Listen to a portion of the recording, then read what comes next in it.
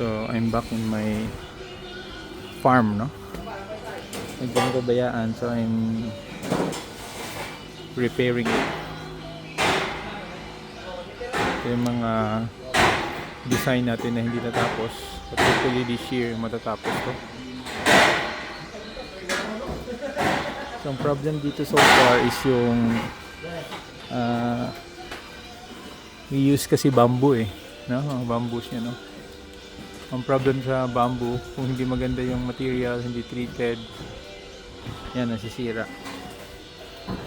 Then dito yung pa natin, water, this is submersible.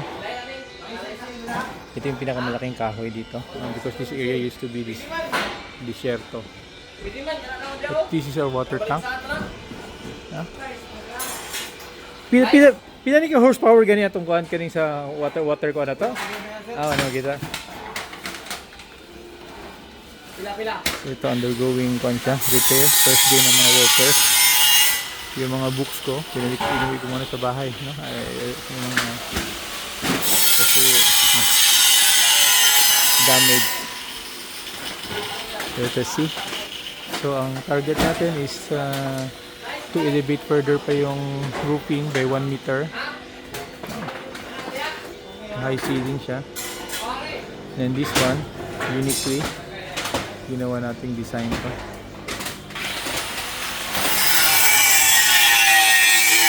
Hopefully yung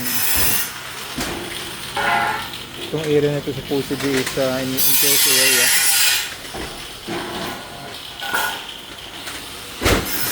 I'm sure this year talaga, no?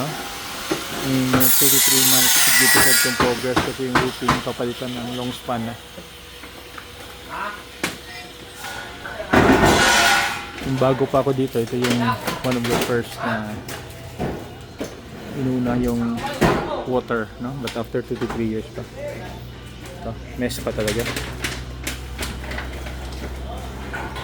Sa ilalim.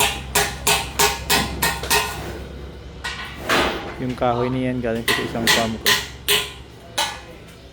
Ito yung glass, no? Kailangang ayusin ko. Yeah.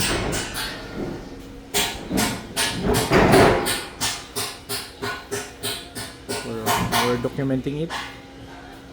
This definitely maayos to, no? Yung damage.